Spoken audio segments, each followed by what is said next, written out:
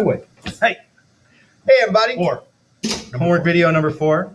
Straight chain hydrocarbons, the alkane series. Yes. Check it. Did you know that hydrocarbons are the simplest organic compounds, Mr. Jones? Because they consist of just carbon and hydrogen. Oh, that's where the name came from. Wow. These people that made this stuff up are geniuses. You know what I mean? Right, seriously. Well, saturated hydrocarbons only have single bonds, though. Did you know that? Well, I can infer that because saturated means I'm holding as much of it as I can. And in this case, we're talking hydrogen. So in order for those carbons to have as many hydrogens as possible, I have to have as few bonds between the carbons as I can. So And to have more for hydrogens. And the lowest number of bonds that you can have between two carbon atoms is 1. So we're only talking about carbons that are connected to other carbons by 1 bond in this video. There you go.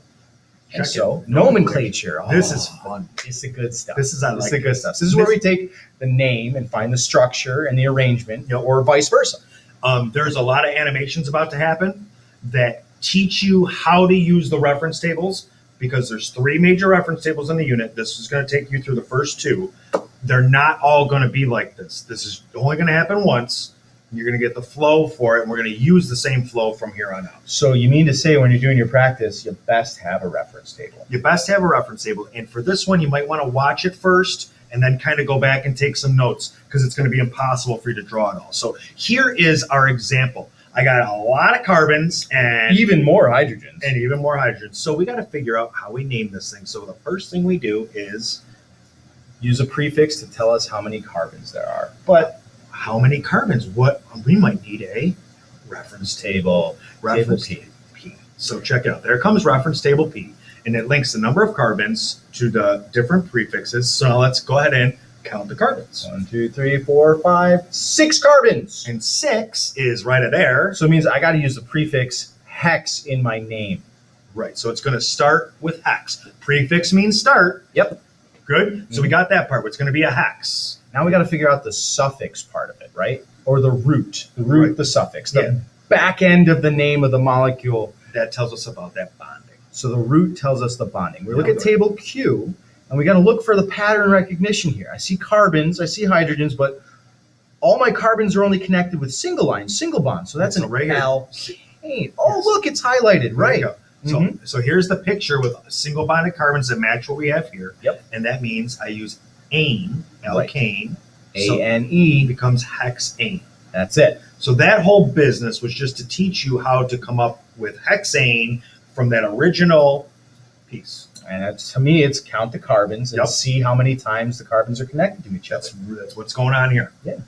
All right. So let's do it. Chalky talky. Chalky talky, shall we? I shall. All right. So I'm going to talk you through the first one, methane. Meth is the first thing I need. So, I need a handy dandy reference table. And I got one on the front of my packet. What's it say? Meth is 1. One carbon. So I'm going to put one carbon in there. And ane tells me single bonded, but there is only 1 carbon. So now we're just going to fill it up. Fill it up with? Remember, it always makes 4 bonds. Why am I filling this with hydrogen, Mr. Milks? Because these are hydrocarbons. Oh! Molecular formula. Count them up. So I got 1 carbon, so it's just C. And then 4 hydrogens, so it's H with a 4. And then is this carbon holding as many hydrogens as it can? Absolutely. It has 4 lines coming out of it. Saturated. All right. Now, next one, we don't have the name. We have the structure. So we can go backwards. Remember, we told you this. So let's count up our carbons. I got a 1. I got a 2. I see, 2 carbons is F. 2 carbons, F. 2 carbons is ETH. Okay. And then it matches table Q. It matches alkanes because they're single bonded. So it's ethane. Got you. Molecular formula, I do it the same way. Count up the C's, count up the H's, and I'm good. And it is, because it's single bonded and an alkane, it's saturated. Propane. So I'm going to look on my table P first and find my prop, 3 carbons. 1, 2, 3. And then ane tells me they were single bonded. And so he already did that. And now fill them in with hydrogen. So there's how this goes. With number of carbons, what the bonds are between the carbons, and then fill in with hydrogen. That's how this whole thing is going to go for this video and actually next video. Count them up. C with 3 C's and 8 H's. All anes are saturated. All right, so now I see a structure to a name. 4 is bute. We don't say but, we say bute because the first letter of the suffix that's coming is always going to be a vowel. Okay, so it's going to be a long U. He saw it was single bonded, so he went right to ane. He's got 10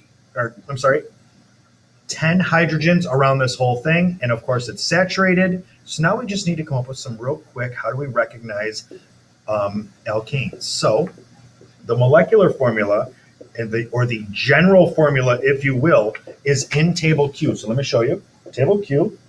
And what that means is the number of carbons will be the N. Yep. So if there are 4 carbons, like in butane, that would be C4. Well, I take that 4 and plug that into my hydrogen now, which is 2N plus 2. So that's 2 times 4, which is 8, plus 2 more is 10. Boom, H10. And I can figure it out that way. And that works for every alkane, C with the N, H2N plus 2. Structural formula, I'm going to look at the bonds between the carbons. If it's all single bonds, and it's got to be all single bonds, then it's an alkane.